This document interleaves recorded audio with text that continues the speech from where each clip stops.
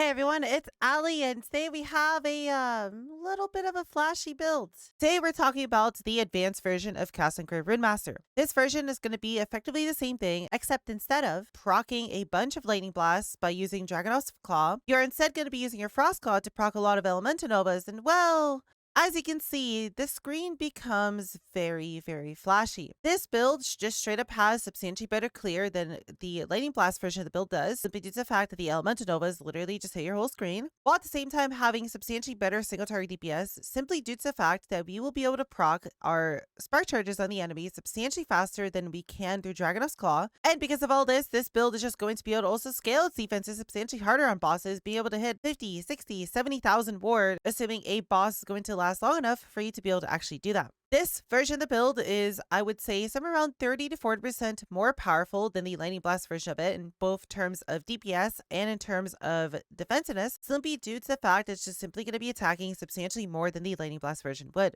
Now, before we do go any further, there are going to be quite a lot of items that you're going to want for this setup, but there is one item in particular I highly do not recommend you attempt to start this build without, and that is going to be either a +3 or +4 Frost Claw relic. We really need those 3 or 4 additional levels, and ideally you would get this on a Twisted Heart, but realistically Twisted Heart is not something that is achievable for most people, but that would be the ideal relic to actually get these levels on if you can get your hands on one of them. But no matter what, you are going to need a +3 or +4 relic to realistically get this going. Now, I know you could put this together without this relic, but it is very jank, and in my opinion it's basically not better than the Lightning Blast version of the build at all. And because of that, I would just recommend for people to just keep playing the Lightning Blast version of the build until you have this relic at a minimum. So with all that said, cuties, there will be a new build planner for this setup that's going to be linked in the description below, and the build guide for the original CoC version of it will be updated with a build variant section right above the leveling section and right below the blessing section that is going to also have all this put there. Now, the variant section is not going to have as much depth as the video will, simply due to the fact that I can't realistically put that much information to build variants without making this a whole other build guide. And personally, I just feel like making a whole separate build guide for this is going to be a little bit confusing for people, so I'd rather just have as much information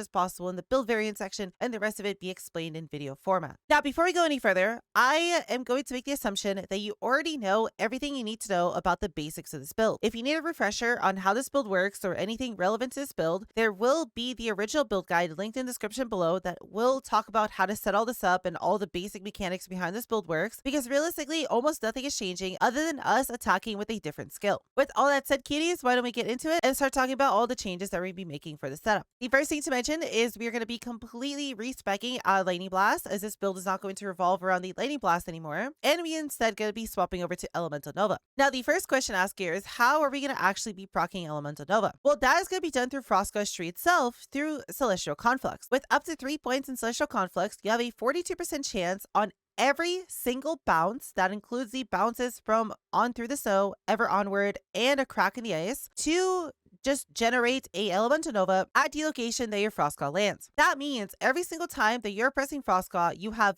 4 separate 42% chances to trigger an Elemental Nova, and these Elemental Novas can overlap and hit the same target, meaning that on bosses, assuming we are positioning ourselves on top of the boss and casting Frost Claw as close to us as possible, we could potentially have all 4 of the Elemental Novas that we are doing overlap on a boss, giving us substantially higher DPS than we normally could get. The other thing to mention here is that we are no longer going to need to pick up Frozen Rain or any points in Raining Cascade, as we don't actually care if the Frost Claw crits or not, as the crits from the Frost Claw are not very relevant, and we don't actually need the reduced mana cost from Frozen Rain. What we're instead going to opt to do is we are now going to end up picking Spark Artillery, and we're going to be picking up quite a lot of points in Spark Celerity, which is going to give us a lot of the mana efficiency that we're going to be missing, as well as turning the ability into Lightning, which is going to be important because it's going to be how we're going to be proccing our brands. Typically in the Lightning Blast setup, we were using Flame Rush and we were using Branding Cold to actually be able to proc our brand on enemies, to be able to get ourselves passives such as Decree the Burning Wind and Celestial Doom to actually do something. But because we can just make Frost Claw Lightning, and because we can keep the mana cost of it a little bit higher due to us not having to worry about the mana cost of Lightning Blast as well, what we can then do is put 5 points of the Brand of Deception, which makes it so we brand any enemy when we attack them with a lightning skill that costs at least 15 mana. And that's going to be very simple to do for Frost Claw, as you can very easily hold it at around 18 mana if you have every single thing that can reduce Frost Claw's mana cost. Otherwise, the tree for this is not changing in the slightest at all, other than us simply going over and picking up the Elemental Nova nodes and us dropping Frozen Rain and the crit chance nodes. Now, the other thing we should talk about is going to be Elemental Nova itself. Now, Elemental Nova is going to have quite a lot of additional levels added onto it. The major contributing factor to this is simply going to be a new helmet that we're going to be running, Crest of Unity. With Crest of Unity, not only do you gain quite a lot of additional AoE on your Elemental Novas, but at the same time, you take 18% less damage from any enemy that is ignited, shocked, or chilled, giving you a pretty decent defensive layer. And at the same time, you get quite a few levels of Elemental Nova. Now, realistically, the one thing you should be chasing here is going to be the additional levels, as that's going to be the most important thing to increase your DPS by a pretty decent amount, as the Elemental Novas themselves actually do a pretty decent amount of damage. And in terms of the passive tree for Elemental Nova, it's going to be very simple. First, we want to go and pick up 5 points in Spark Charges, so the Novas themselves always apply a Spark Charge. Then, we're going to immediately go over to the left and pick up 2 points in Chromatic Fragility, which is going to reduce the mana cost of Elemental Nova down to 2 while you're running around through echoes, and down to free if you are standing still. Then we're going to go down, pick up Inferno Nova. Now, Inferno Nova adds a cooldown to Elemental Nova, but the trigger through Frost Claw actually completely ignores this, straight up just giving us 250% increased area for free. After this, we are then going to go over to the right and pick up Charge Destruction, which is going to give us quite a lot of base critical strike chance on Nova, because the Nova itself is going to do quite a lot of damage. But by going over to the left to get Shatter Nova, which is going to give us 120% more damage on the Novas themselves against an ignited, shocked, and chilled enemy, which we will be very easily applying. And finally, if you have additional points in your Elemental Nova, you simply just want to go down and pick up a few points in Melting Nova, as there's really nothing else that's very useful for us to pick up here. Outside of that, our other 3 skills,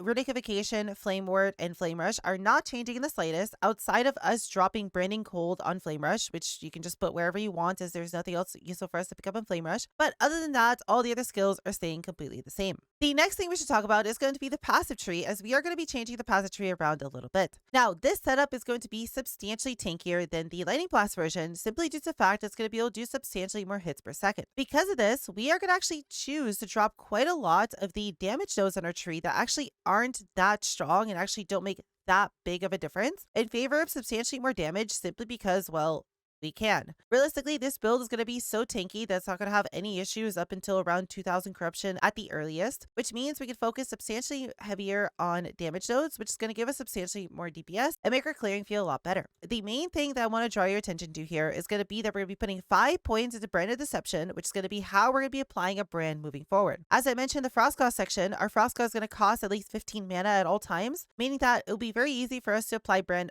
onto everything with this, which is great because prior we were only applying our brand with Flame Rush, while this just applies it to everything that gets hit, meaning that we can now actually benefit from Decree of the Burning Wind on rares as well, because before it was only available on bosses, and we don't have to actually place Flame Rush on bosses anymore to be able to keep up our brand up, meaning we can actually just stand there and completely go AFK and not have to do a single input to be able to kill a boss. Not only that, but at the same time, we can then also pick up Orders in Position, which is going to give us 12% more damage to all branded enemies, meaning while you're doing echoes, everything you hit by your Frost Claw is then going to just take 12% more damage, making your clear feel substantially better. The next thing to mention about the tree is that you are going to want to go over to Black Sun and change your blessing over to the Grand Hunger of the Void. This is going to give us a little bit of spell damage, and because that is actually substantially more efficient to pick up than going over to the Sorcerer side of the tree and picking up Rift Bolt, we can save ourselves 9 passive points that we can use to make our tree substantially more efficient. These are not going to be points that are going to be dropping until you get yourself Grand Hunger of the Void, because you still need to get Spell Leech somehow, otherwise your Twisted Heart is not going to be doing anything. But once you do have the blessing, you can completely drop Rift Bolt and Seromancer from your tree, and this allows us to completely remove those points from our tree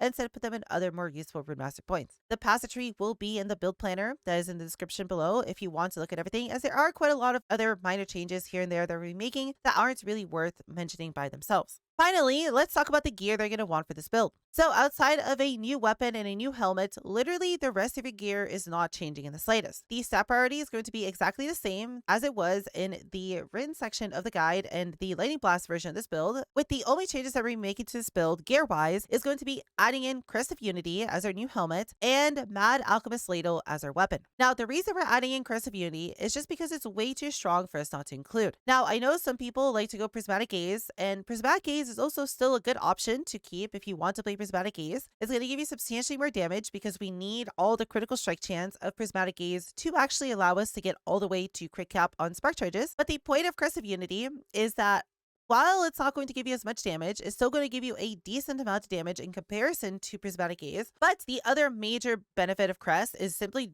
the massive amounts of AoE that's going to give to Ellie Nova, giving you better clear and better overlap potential on bosses. At the same time, it's going to make you take 18% less damage from anything that is shocked, chilled, or ignited. In my opinion, I like Crest of Unity substantially more than Prismatic Gaze because you're already doing so much damage, and because our passive tree is being reworked into picking substantially more damage, that's the 18% less damage taken from Crest of Unity and the massive quality of life of the AoE, in my opinion, just makes it substantially better than just a helmet that literally gives you a little bit of extra damage and nothing else. Again, you can go with either or, so simply just pick whichever one you like more. And the other major gear change that we're making to our build is going to be swapping out a Dragonoff's Claw for a Mad Alchemist Ladle. Now, I've had some people ask me, why don't we just keep the Claw unspec out of Flame Rush and simply just use an unspec Flame Rush while specking into Lightning Blast to give us Lightning Blast at the same time? The reason we're not doing that is, one, Boss CR just completely screws us over and the Lightning Blast DPS isn't actually felt that much. And the reason for that being is simply just the fact that Mad Alchemist Ladle is just way too good. The thing that makes Ladle so good is the fact that it gives you 6% more spell damage per negative ailments on the target, and well, we can very easily hit the 8 ailment cap on it, giving us 64% more damage for free, which makes this item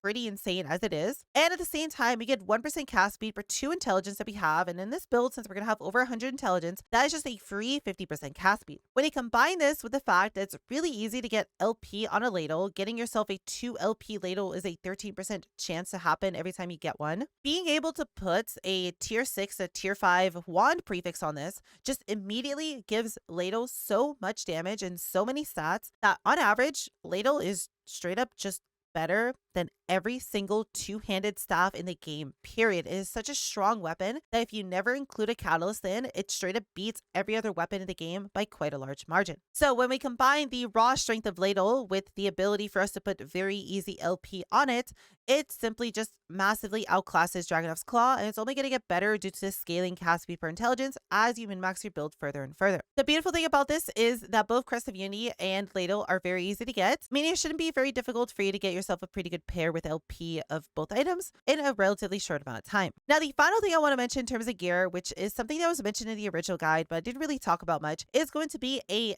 LP Twisted Heart with Frost Claw on it. Twisted Heart is just an insane upgrade to this build that's going to give you substantially more ward while doing echoes, which averages to around 3,000 to 4,000 ward while doing echoes and somewhere around an additional 10,000 ward while doing bosses. And because of that, getting this with 1 LP with Frost Claw on it is pretty much the GG relic for this build. Now again, as I mentioned, getting this specific relic with this specific LP on it is going to be a massive chase item for a lot of people. It's just not going to be something that's very relevant. So until you can actually get yourself one of these, / if you don't want to go for one of these, all you'd be doing is simply just running a normal relic with +3 or +4 additional levels of Frost Claw on it, and whatever other stats you might need to fit onto it as well. The final thing to talk about here very quickly is going to be idols. Now, idols in this build are going to be very simple, and they're going to be very similar to what we had before. Obviously, we're going to be wanting to run 2 ornate glass idols. They're going to have mana efficiency with Frost Claw on them, as we need this to keep our Frost Claw cost very low. But at the same time, we're going to try and incorporate in 2 grand glass idols. They're going to have increased lightning critical strike chance on them. Now, if you're having resistance issues in this build and you are having an issue fixing all of your resistances, I would skip out on the increased lightning critical strike chance idols and to instead just fill in these slots with more idols that are going to give you resistances. But if you are good on your resistances, these are going to be the ideal idols to fit in there as well, as we do need quite a lot of lightning critical strike chance to get our spark charges to 100% critical strike chance, as it's not going to be as easy to do in this build, as this version of the build is dropping quite a lot of critical strike chance everywhere. And with all that put together, that should be pretty much everything you need to know in terms of being able to set up this build. In terms of playstyle, it's going to play exactly the same as it was before, except you're now going to basically bleach your eyes every few seconds due to how bright the Elemental Novas are. And unfortunately, there's basically nothing you can do about it. I've tried playing with settings, and there's no way to not make them super bright. But the one nice side about this is that you're so tanky that it doesn't matter that you actually can't see what's happening, as no boss can actually harm you in the first place for the first 1.5 to 2,000 corruption or so. This build has been super fun to play, and I'm actually really glad that I've been having a go at it. And outside of getting the Frost Claw relic to be able to actually swap over to Nova setup, I was surprised at just how easy the swap over was, while at the same time, very, very pleasantly surprised by the amount of additional damage that this build was able to do. I've been having a lot of fun pushing monoliths with this, and I've been having a absolutely good time with it. And if you do swap over to Nova version, I hope you have a wonderful time with it as well. If you have any questions, feel free to leave a question in the comments below, and I'll be more than happy to help you as soon as I can. I also stream on Twitch every single day, so feel free to come by Twitch and ask me any questions you have there. Or if you simply just want to watch me play this build or just be a part of a community, I'd be more than happy to see you there as well. With all that said, cuties, I hope you enjoy the rest of the day. I'll see you all in the next video.